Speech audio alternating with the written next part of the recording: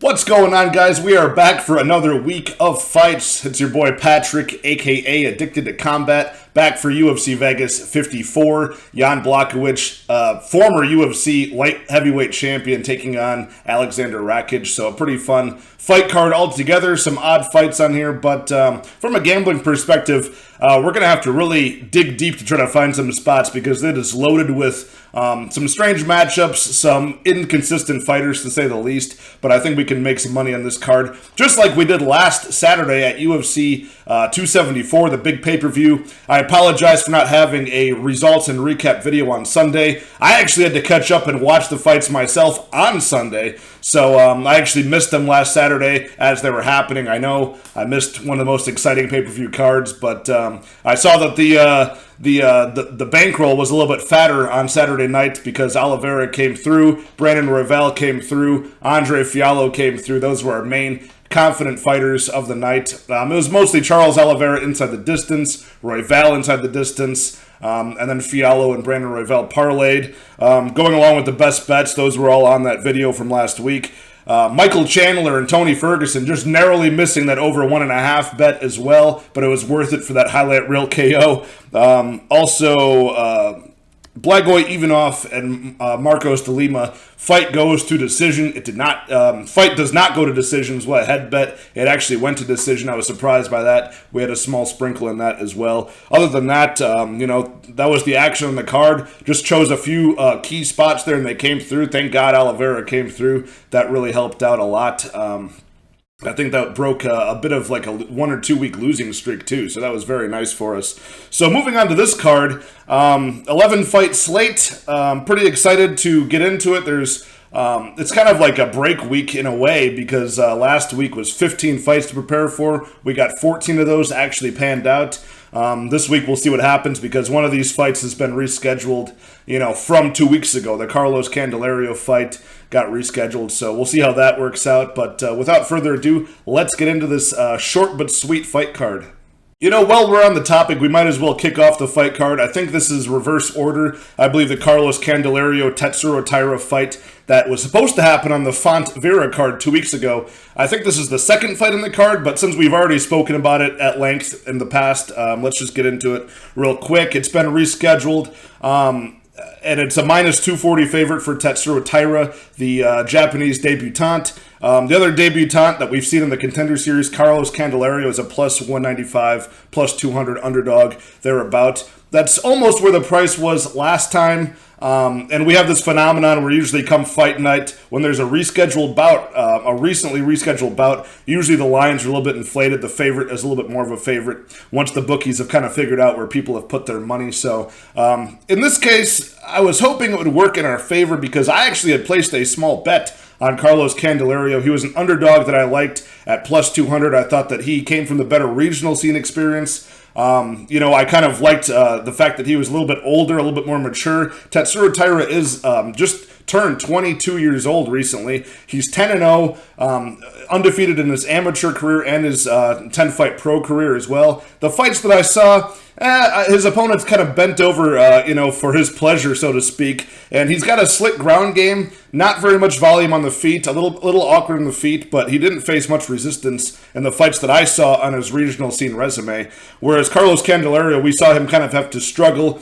His one loss came on the Dana White Contender Series, so a high-profile spot. He comes from the CES regional scene promotion in the Northeast. So I kind of favored what I saw from him. I like the volume on the feet. I thought he could probably stay safe in the guard of Tetsuro Taira, kind of just get some control time and a mix of more volume on the feet if it went that way. But my issue, it wasn't really a strong pick, but I just thought that he had the much more value as a fight that I saw more of a toss-up, more of a pick-em. To get plus 200 on a guy like that, I thought was going to be, a little bit of value that we could squeak out there. So I placed a bet on it. It scratched because Carlos Candelario actually he didn't miss weight, but he had like some sort of illness hours before the fight. So it's probably due to the weight cut.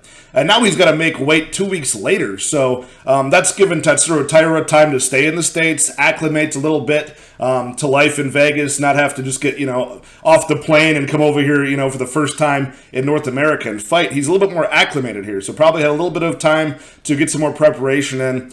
I'm still going to, for the sake of my pick and my reasoning, I will pick Carlos Candelario, but I'm not going to place a bet on this again. I think that was kind of a gift from the MMA betting gods. They probably saw that this might be a losing bet, so they kind of made it a push for me for a couple of weeks, gave me time to reconsider. I just don't like the fact for a pick that I was already shaky on that he has to now, after illness 2 weeks ago, make weight again, cut down, try to rehydrate without having any issue. No longer a bet, but it is going to be a loosely confident. I'll stick with my pick of Carlos Candelario. Like I said, it's more of a value type of thing. Plus 200 underdog, probably going to be more by fight day on Saturday. And I find this to be more, it should be lined much more closely. So give me Carlos Candelario by decision, but no bet for me. Moving on to, moving from the flyweight division now to the middleweight division. Nick Maximov returning to face Andre Petroski. This is a fight that I find a little bit odd in a way, just based on the placement of it. So we're looking at Nick Maximov faced Punahele Soriano in his last fight. That was early February, and that was a co-main event spot on kind of a weak fight night card. Now he's opening up. This is the first fight on the early prelims of this card, so kind of odd. Also, more ironically enough, he was the underdog, a slight underdog against Soriano in that co-main event spot. Now he's like the biggest favorite on the card at minus 380 favorite to the plus 290 underdog price on Petroski, and he's opening up the early prelims. So kind of a weird flip-flop. Now he's the biggest favorite, and he's opening the card. I know sometimes they will draw a more recognizable type of name to start opening up these cards so people pay attention to watch the early fights. I understand all that, but just a little bit odd there. I do like Nick Maximov in this spot. I don't think he should be this big of a favorite, but I do think he's a pretty safe pick this week. Andre Petroski has had an up and down career so far in the UFC. He's kind of overachieving in a way because he's had some of the easiest fights so far to face. So he ended up losing to Brian Battle on the Ultimate Fighter, the exhibition match. That wasn't a pro loss, but he lost to Brian Battle on the show. He comes back against Michael Gilmore. Not a very noteworthy fighter. Ends up finishing him in round 3. Had another round 3 finish against Yao Zhang Hu, who had a 0-2 record in the organization, and I don't think he's even in the UFC anymore. And that fight was back in October. So Nick Maximov has just fought. He's the fresher man. He's undefeated. Young guy, has good training partners, the Diaz's. I'm not sure if he's still over there, if he's training somewhere else, but very, very slick ground game. And I just think he's going to be the more dangerous guy in more places, right? I think he doesn't have the best striking, but I think it's better than Andre Petroski's striking. He's also more dangerous on the ground, both on top position and off of his back as well. So I think he's live to get a submission off of his back, but more likely probably just fish for a reversal, get on top, get the control time. He did get a split decision win over Soriano last time, but that was the wacky night where they even called a split decision for Strickland and Hermanson, which was a clear victory for Strickland. So, that probably should have been a unanimous decision. He was outstruck on the numbers, but he had 11 takedowns and 9 minutes of control time. I think he's going to do the same here. Now, it's a big price tag, minus 380 on Maximov. You could go plus 120 by decision. You could go plus 150 inside the distance. Both of these guys have a lot of finishes, on their record, but I just think we're splitting hairs. I think Nick Maximov shouldn't be a minus 380, but I do think he's a safe pick, maybe a parlayable guy on this, kind of untrustworthy fight night card. Give me Nick Maximov. I'll call him to win by submission late in the fight. Up next, a women's strawweight bout between Virna Jandiroba and Angela Hill. Virna Jandiroba is the minus 170 favorite over Angela Hill, who is the plus 150 underdog. On surface value, that makes sense, right? You've got a 17-3 Virna Jandiroba. You've got a 13-11 record for Angela Hill. Pretty abysmal, but she's fought everybody. She came to the UFC with almost an empty record and now has fought everybody.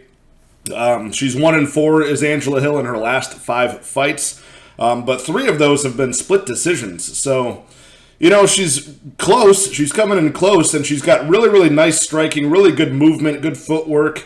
Just her technique and fundamentals are really good in the kickboxing, which is why I'm going to favor her to win this fight. I'm going to pick her to win this fight. I think Virna Jandiroba, obviously, this is no surprise. She needs to clinch up, get in close, get in dirty, and try to, eventually drag Angela Hill to the ground, even pull guard if she has to. She's a wizard when it comes to the submission skill on the ground, and she's got a good chance of winning the fight that way, too. But it's been a while since Angela Hill's been submitted. I think she's been submitted a couple times in the UFC, I believe by Rose Namajunas a long time ago, and then also by Randa Marcos probably like a few years ago as well. I think that was like 2019. So she has been submitted. It's been a long time. She's in close fights, and I just think that the striking is such night and day on the feet. Angela Hill is 37 years old, but Virna Jandiroba is listed at 33. She's only a few weeks away from being 34, so the age is getting kind of close. I just don't think Virna Jandiroba has really got the resume, obviously, of Angela Hill. Angela Hill is so much more wealth of experience, even 5-round experience against Waterson. You just have to kind of look at the record of Angela Hill and look at the losses, like Amanda Lemos, Tisha Torres, Michelle Waterson. Is Virna Jandiroba closer to those women, in terms of skill and potential, or is she closer to like the women that Angela Hill has beat, like the Loma Lookboonmee, the Carnelossi, the Ashley Yoder? I mean, I think she's somewhere in between the talent pool of the women that Angela Hill has beaten and lost to. She's somewhere in the mix, but I think Angela Hill's experience and just the disparity in the feet is why I'm going to favor her to win this fight. If she can use her slick movement to, stay on the outside, stay out of clinch range, and just outpoint Virna Jandiroba, I think she really can do that for at least 2, if not all 3 rounds. So give me Angela Hill to win. She's a plus 150 underdog. I'm not sure which way that line is going. I would have to imagine that she's a popular underdog this week. I haven't watched a lot of content and when people are betting, but I just see her as just, a very, very bettable option. Now, you could say, how is she going to win this fight? Most likely by decision. You'd probably find like plus 200 on Angela Hill by decision, but I'm not a big fan of, if I'm already getting plus money, a plus 150 price tag, I'm going to take the underdog, because if I pick Angela Hill by decision for just a few points more and she somehow TKOs Virna in like round 3, I just missed a potential, underdog. So I'm going to take her to win just on the money line, straight up plus 150, Angela Hill by decision.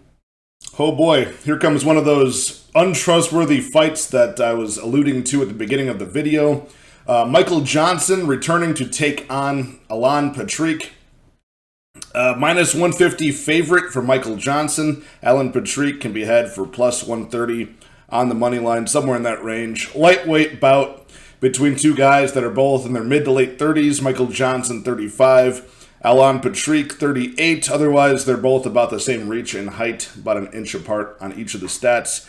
I was looking at Alan Patrick's record. He doesn't really have many memorable moments in the UFC. 15-3 with 1 no contest coming in his last fight, that eye poke he suffered against Mason Jones. 15-3, and I was like, how the hell does he have such a good record?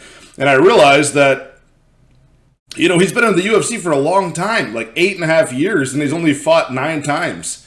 So he's fighting at like an Francis Ngannou heavyweight champion pace, even though he's, been a nobody. And just not really having too many memorable moments. Squeaking by some lower-level competition, mostly, requiring repeated takedowns. When I watched his fights, of course, not much action with those takedowns, which is why none of his fights have really stuck out in my memory, except for his most recent few, which, if you include the Mason Jones loss, that no contest is a loss. He's on a 3-fight losing streak, and let's be honest, he was en route to lose that fight. So, 3-fight losing streak, we'll call it, for Alan Patrick. Michael Johnson, not much better. 4-fight losing streak, and he's dropping the ball as a favorite a lot of the times. That's the common theme with this guy. First off, my first impression of Michael Johnson, I really like this guy. I mean, just personality-wise, he was all right. I remember back when I would watch The Ultimate Fighter in like 2010, I remember he was on GSP's team against Josh Koscheck's team, and I remember because he was annoyed, Alex Caceres, Bruce Leroy, my boy, annoyed the shit out of him in the house of that season. It was hilarious. Eventually, Michael Johnson was able to get his revenge against Bruce Leroy and, out-decision him on the show, eventually losing to Jonathan Brookins. But regardless, he's had some success, but we're talking about the same guy who beat Dustin Poirier, Tony Ferguson, Edson Barbosa in the past. The same guy that beat those three, Michael Johnson, that just lost to Clay Guida last year. And I'm glad that I can, honestly say I cashed on Clay Guida just because I was pretty much fading the untrustworthy Michael Johnson at that point. I mean, the guy's good. He's very active. He should have the activity, some significant strikes landed per minute. He's just a more active fighter. The more skilled fighter on the feet, especially. He does have a pretty athletic base to him, even though he is getting older in age. And I just think he should be the more durable fighter as well at this point, but he just finds a way to lose. And, we're looking at, let's look at his record here. So Clay Guida, he got out-grappled, basically, accepted bottom position, got controlled. Thiago Moises, he was winning against Thiago Moises in round 1, tuning him up, and then he loses by submission early in round 2. Stevie Ray, this is a few years ago now. Stevie Ray, he lost. He should have won that fight, but he had 2 rounds up, and then he ended up getting 10-8'd on a judge's scorecard in round 3 and losing, a draw in the other two judges' scorecards. So, ended up losing that by decision. So he just kind of finds a way to fade off and kind of wane as the fight goes on these days. But skill for skill, he should win this fight. Man, his record's 20-7 at this point. That's crazy. But he has a wealth of experience. He's fought the who's who in the lightweight and briefly the featherweight division. So he should win against Alan Patrick, who's the older guy, the less skilled guy, the less experienced guy, the guy on a 3-fight losing streak as well. He should win, but I'm not trusting Michael Johnson at all. You never know what's going to happen with this guy. He's a minus 150 favorite. I think that's about fair, minus 150. He should be a much bigger favorite, but he's just so untrustworthy that, they've really, I think people are biting on why not take plus money against him, but I'm not going to fade him. I'm not going to take him either. I'm not going to bet this fight with any sort of confidence. So give me Michael Johnson to win. A pretty clear-cut decision here. Women's flyweight bout up next between Viviane Araujo and Andrea KGB Lee.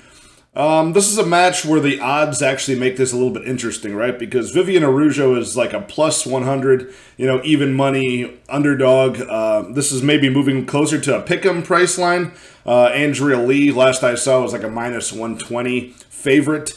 Both have decent records, right? 13-5 for Andrea KGB Lee, 10-3 for Viviane Araujo.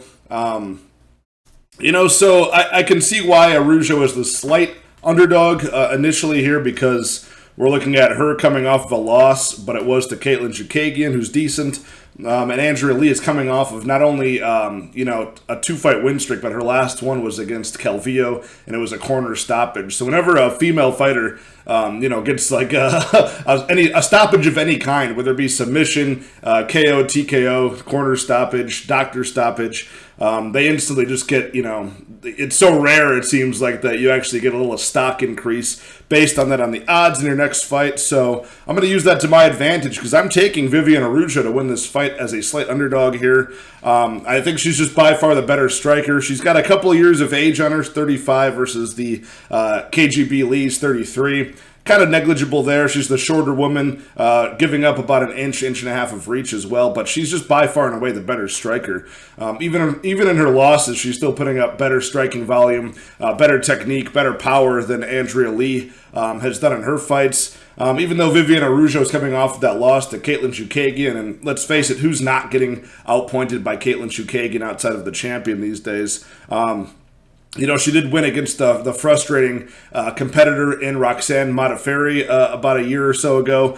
She did beat Montana De La Rosa, and she did beat Alexis Davis, these are pretty good wins, in my opinion, So Andrea KGB Lee not being the better striker in this bout, I think she's going to have to lean on, her other skills like her grappling, her takedown, her control time, which she's looked decent in doing, but the last time that we saw her look very decent doing that was against Antonina Shevchenko, who's just not good at any level at all. So we got to kind of take that with a grain of salt. I know in my mind she looked like a grappling wizard in that fight, but it was just because Shevchenko, the younger Shevchenko, or is she the older? I can't remember. But the worst Shevchenko sister is not a good thermometer to measure the grappling skill of anybody. So I'm going to lean on the fact that Viviane Araujo can, either delay the takedown until late in the round after she's done her work on the feet, or if she does get taken down at some point, use that get-up game that she's shown in some past fights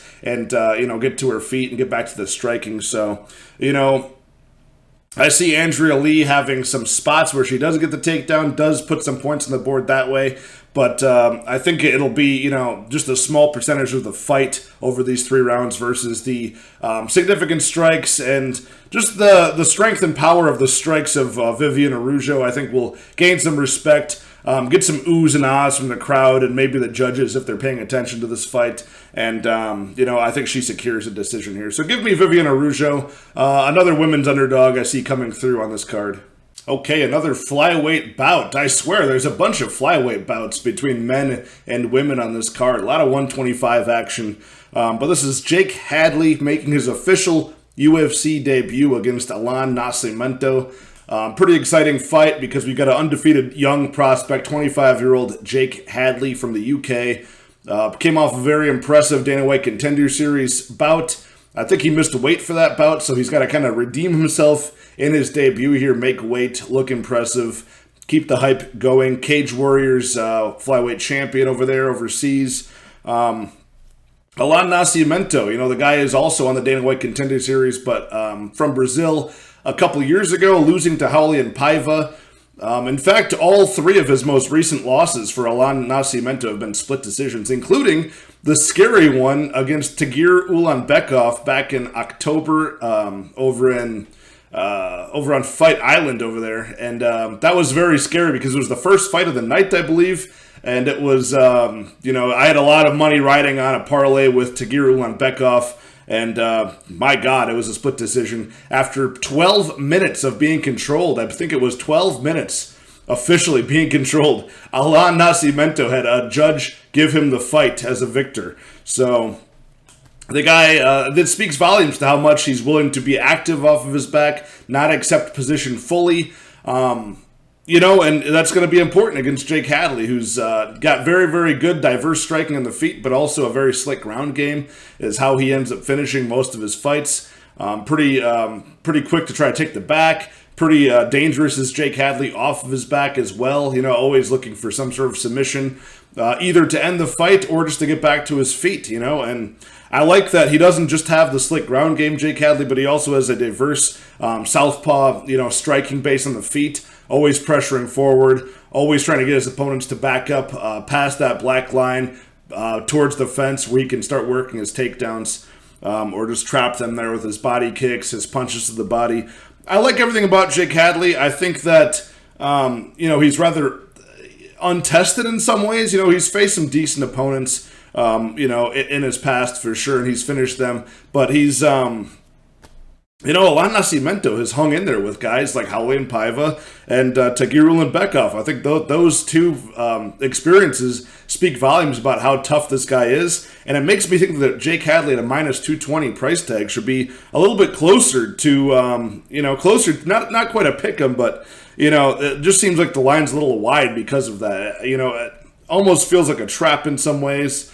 Alan Nascimento, I think, is a lot better than his record and his UFC run has indicated so far. I am going to take Jake Hadley to win.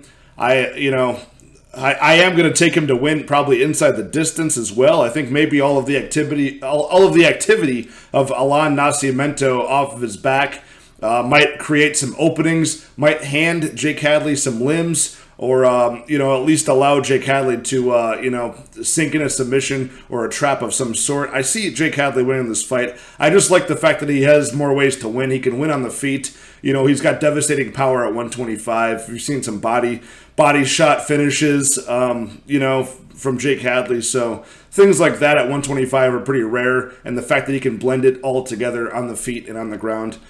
I like the avenues to win. I'm just scared to, parlay this guy this week. I think the minus 220 price tag is, a little bit steep, but I'll take him to win this fight in his debut. Up next, a lightweight bout between the debuting Manuel Torres versus the returning Frank Camacho. Manuel Torres is off the Dana White Contender Series of 2021, where he beat Colton England. Kind of a controversial spot there. I actually had a bet on Colton England. I think it was like a pick'em price tag fight. There was like an eye rake, a clear eye poke. That was just, not even debatable, and Herb Dean just let the action go on. He must have had a bet on Manuel Torres that night, because he let Manuel Torres fight the blinded, protesting Colton England and TKO him against the cage pretty early. So that happened. Pretty good record, 12-2 off the regional scene. He's confident in his striking, very good kicks, both low and high, fast hands, he cuts angles very well, and has a decent, well-rounded skill with his submissions as well. Some things that just aren't going to fly in the UFC, like, standing guillotines a minute in against the cage, stuff like that, but at least he is able to spot those opportunities when they present themselves and jump on them. So I do like Manuel Torres. I like what I see from him. Even in the Dana White Contender Series fight that he won, showed pretty good power, pretty good kicks up the middle, things like that, and good pressure. Frank Camacho, 22-9 record, coming off he's from Guam.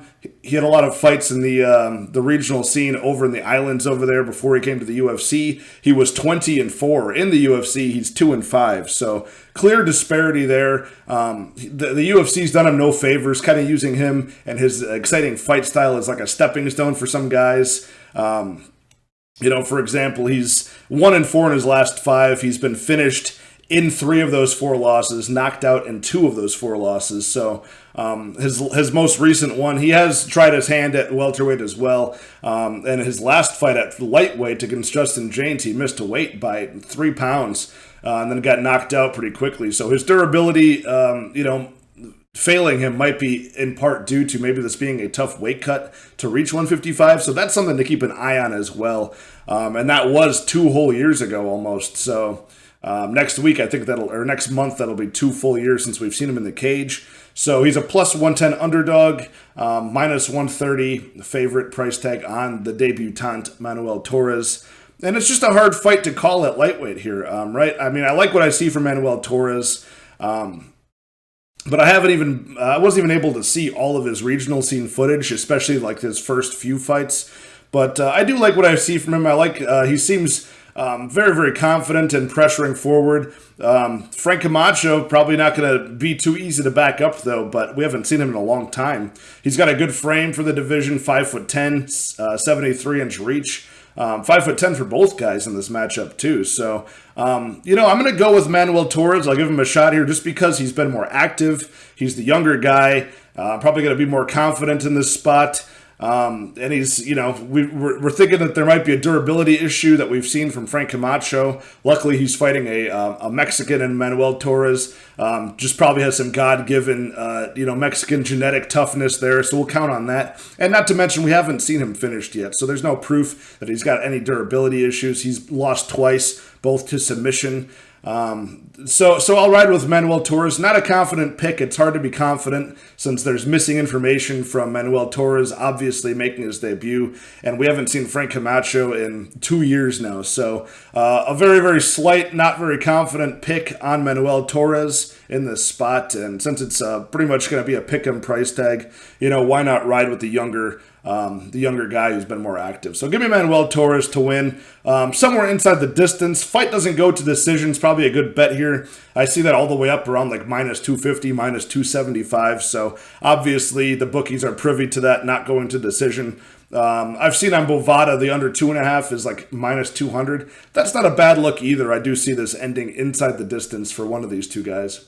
Up next, another flyweight bout, final one of the evening. Caitlin Chookagian versus Amanda Ribas. Amanda Ribas is now up a weight class, I think for the second time. The first time was the Masvidal Usman card a couple of years ago where she took on Paige Van Zandt at 125. Walk in the park, easy victory, armbar, and a couple minutes in. So sent Van Zandt packing after that, I believe, to bare knuckle. So Then she went back down to strawweight, did Amanda Ribas, and now back up again. I'm not quite sure. She's coming off of the Verna Jandiroba, victory last October.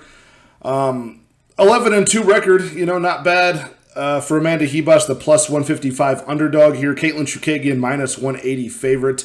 And I think that there is some value left on that minus 180 money line, if I'm being honest. I'm really confident in Caitlin Chookagian to get the job done the way that she knows how. 17-4 record, not bad. She's only losing to, women that are, like Jessica Andrade or the champion, basically, at this point, so she's way bigger. She's 5'9", a big reach advantage, not old yet, only 33 years old.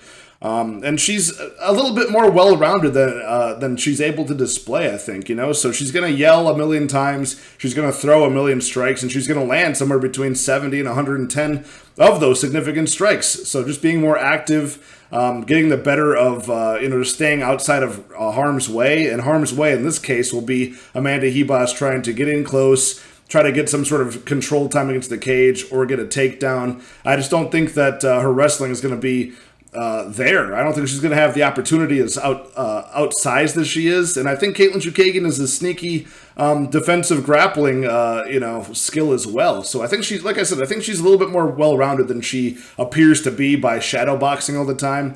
It's just in this flyweight division, you're going to jump from the, Cynthia Calvillos to the Jessica Andrade and Shevchenkos really fast, So there's just not a lot of middle ground. She beats Jennifer Maia a couple times. That's great. She beats Vivian Araujo, decent striker like we talked about. That's great. Then that Cynthia Calvillo, Antonina Shevchenko, not impressive in the slightest. Tripled her up on strikes and takedowns. And then it just goes from there, and then it's like the champion and Jessica Andrade. So, I just don't think that she has the ability to really display her skills, in this division. But I think it'll be enough for her to beat Amanda Ribas the way she knows how, which is just outstriking her for 3 rounds straight and yelling the entire time. So give me Caitlin Chookagian to win. I'm oddly confident in this pick at minus 180. You can never be safe parlaying these women's fights, but I think this is a pretty safe pick in Caitlin Chookagian. Even the decision prop, Caitlin by decision, I'm sure that the bookies are privy to how her win condition is only by decision. So in case something wacky happens and there's a cut stoppage or something, I would still just take the minus 180 money line on Caitlin Chookagian. Men's bantamweight bout up next between Louis Smolka and Davy Grant. Two guys that are pretty exciting guys for the most part, but pretty undependable sometimes as well. Louis Smolka is a plus 235 underdog in this fight to Davy Grant, the minus 300 favorite. Huge favorite for Davy Grant. So if you're Louis Smolka at plus 235 underdog price, you got to just imagine that you're very, very unreliable, very hot or cold, bipolar fighter. He's plus 235 as an underdog against a 36-year-old bantamweight in Davy Grant. That just speaks volumes right there. Davy Grant is coming off of 2 losses as well, and he's still the minus 300 favorite, but those losses were against Marlon Vera, who's proven to be pretty good, and Adrian Yanez, who's amazing as well. And even that Davy Grant Adrian Yanez fight was super close. I mean, only a couple strikes total over 3 rounds separated the two. Very, very close fight, split decision fight. And Davy Grant almost beat Adrian Yanez on the feet, which is incredible. So that was not bad. Louis Smolka in his last fight got crumpled by Vince Morales. That was pretty bad. So, Louis Smolka had a stint in the UFC a while back.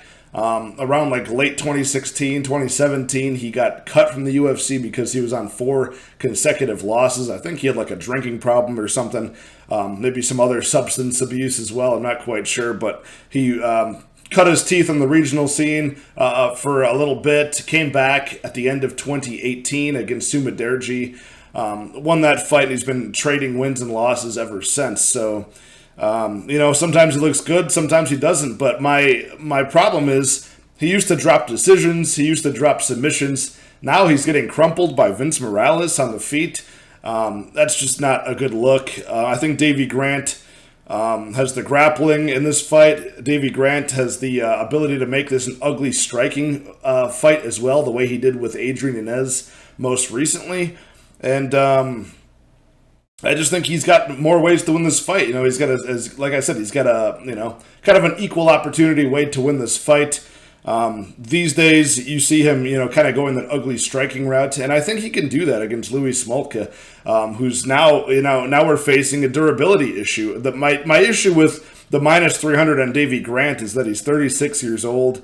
Not that he looks to be slowing down too much compared to how he has in the past, especially after the past fight against Adrian Yanez in the fall. It's just, I can't really bank on him winning this fight at -300 75% of the time at 36 years old against Louis Smolka. I make this mistake sometimes in the past of betting on or trusting in fighters just because they're facing somebody that I find to be unreliable. You never know. A good version of Louis Smolka could show up. Louis Smolka back at his best could probably beat Davy Grant at his worst. So for that reason, it's going to be hard for me to trust Davy Grant at this line. But maybe there's a prop in there on the best bets and props video. Maybe we'll find something for Davy Grant. But right now, I'll pick Davy Grant, but I'm not as trusting as -300 would indicate at all. So give me Grant to win by decision as my pick. But this seems like a trap line to me, so just be warned. Okay, so the first of two light heavyweight bouts this evening. First is going to be Ian Cutelaba taking on Ryan Spann. This is actually going to be a really fun fight. I'm a big fan of Ian Cutelaba, and when that happens, I'm not a fan, per se, a fan of many fighters these days. I look at the facts in front of me. I enjoy all the fights, and I make bets based on who I think is the superior skill set and most likely to win based on the odds. But I do like the attitude of this guy. I like how crazy he is at the weigh-ins. I like how, he just seems like that old school mentality of just, this guy would be, probably in prison or, in an insane asylum if the UFC didn't exist to pay him a check for knocking people out and being a little bit out of his mind. But that's a little bit hard to bet on sometimes, too, because in the past, he's had really strange fights, like the first fight against Magomed Ankalaev, where he's kind of sliding all over the place, letting himself get hit, and the ref stops it prematurely. Then he gets knocked out by Magomed Ankalaev, gets in a firefight with him in the next fight. So these aren't really bad losses because he's lost to Magomed Ankalaev twice, Glover Teixeira, and that's the most recent losses are, those two guys who are very, very good. Otherwise, he's gotten better,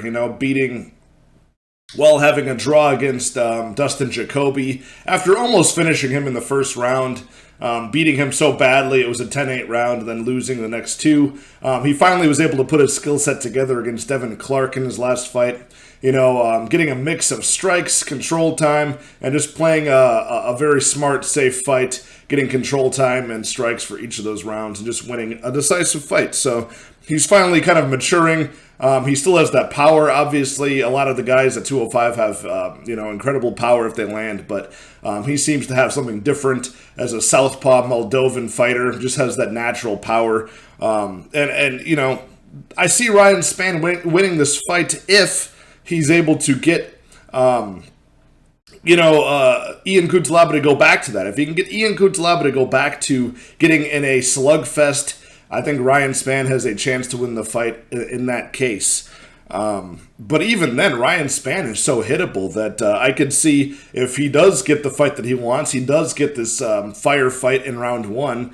Ryan Spann should win that, right? He's 6'5", like an 80-inch reach, a reach advantage, height advantage. He's got some natural athleticism, does Ryan Spann. But even if he gets that firefight that he wants with Ian Cutelaba, Ryan Spann is somehow so hittable. Whenever he's getting a knockout, even if it's an easy walk-in-the-park knockout, he's getting hit and touched up on the chin more than you would like. And I would have to reckon that he probably absorbs more than he lands. I don't know if let's see if I can pull this up. I'm pretty sure that would be the case. He's just, from all the tape I watched, he's so hittable. If you watch that Misha Serkinov fight where he beat him in like a minute or so, if Misha had more power, I mean, he actually probably could have put Ryan Spann in some sort of danger here. So looking at Ryan Spann, he lands, significant strikes landed per minute, 3.43. Significant strikes absorbed per minute, 3.54. So yes, just by a margin, just to prove my point I made a minute ago, he is more hittable. He gets hit more than he actually puts out. So because of his raw power and stuff, he's able to get away with that in the UFC. But we're talking about a guy who had a close fight against Sam Alvey, it's just hard to get behind him, His cardio isn't really anything to write home about. And like I said, I think if he's going to win this fight, he wins it early against Ian Cutelaba in some sort of firefight where it's like a 50-50 slugfest. Maybe if Ian Cutelaba cannot get Ryan Spann out of there early and gasses out in this supposed firefight, maybe Ryan Spann can take over in rounds 2 and 3 the way that Dustin Jacoby was able to after Ian Cutelaba kind of blew his gas tank in round 1. But I see both of those being fairly unlikely. I think Ian Cutelaba could win a smart fight over 3 rounds or could win this fight early by knockout. I think he's got more paths to win. I think he's the more well-rounded fighter at this point. And at only 28 years old, he should be, it seems to be like he's improving. I think he's out in Vegas at this point, for his training camp. So, we're looking at 8 takedowns on Dustin Jacoby. We're looking at 9 on Devin Clark. So, give me Ian Cutelaba to win this fight. I think he could win this fight in a multitude of ways. At a minus 220 favorite, you could do a lot worse. It's hard to bet on these guys. They're a little bit screwy in the head. I think both Ryan Spann and Ian Cutelaba kind of fall into that category. So highly volatile fight at 205, but I'll take Ian Cutelaba to win. Okay, we've made it to the main event of the fight card. This is Jan Blachowicz taking on Aleksandar Rakic. Light heavyweight clash, maybe a contenders fight here, so a pretty important fight on the line, and it should be pretty fun. So Aleksandar Rakic, the minus 195 favorite. He only lost his professional debut fight, and then he lost the fight in the UFC split decision to Volkan Ozdemir, which probably should have gone his way. So he could be on a very, very big streak here. The young man at 30 years old taking on 39-year-old Jan Blachowicz, the plus 165 underdog for the former champion. A bit of size discrepancy. I think the reach is about the same, but 6'4" for Rakic, 6'2" for Jan Blachowicz.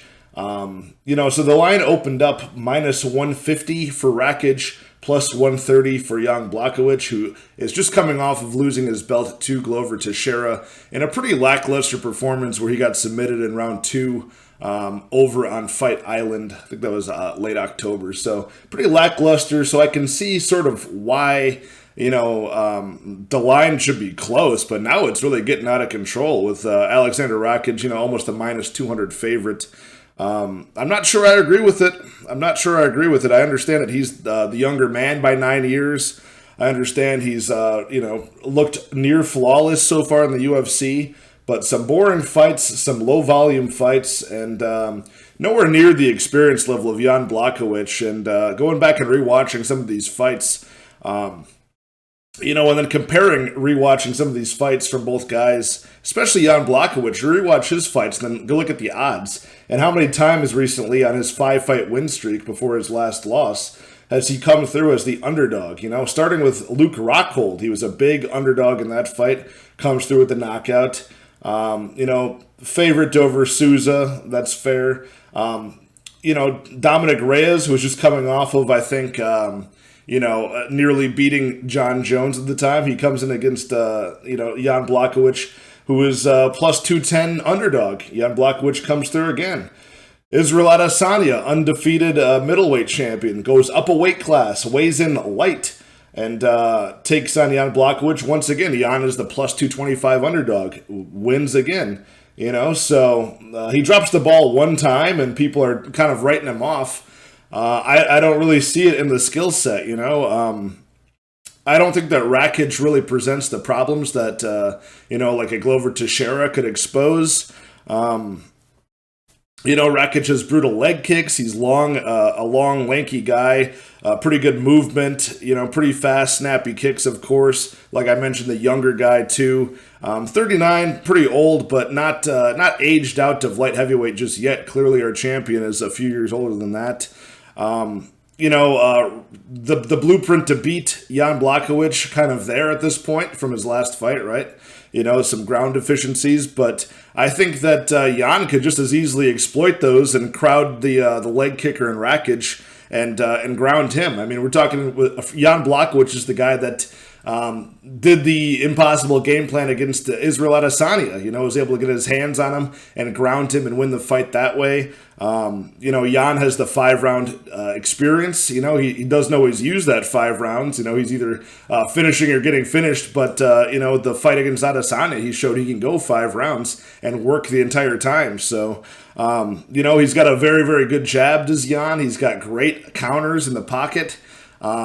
If this gets close, I would favor Jan Blachowicz on the feet, as far as the hands go. So I just see a lot of advantages, and I'm not going to let this, I'm not going to let the kind of all the noise and all the hype on Rakic cloud my vision here. I see what I see, and I really do favor Jan Blachowicz, especially at such a steep underdog price and climbing.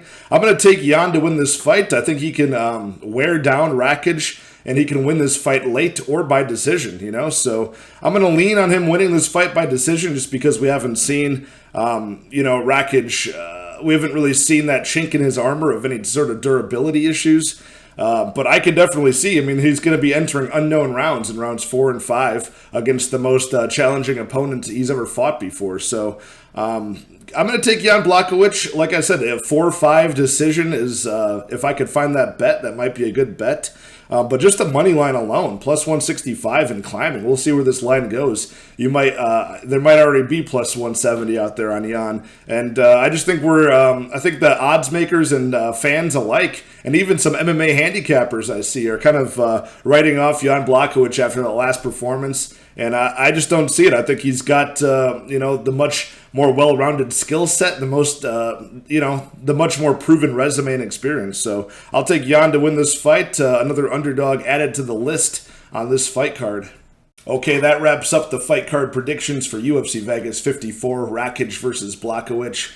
11 fight cards so far. I think like 4 underdogs I've picked on this card. So some I'm more confident in than others. I clearly highlighted some of the more iffy spots, which are quite a few on this card, but it should be fun from an entertainment standpoint.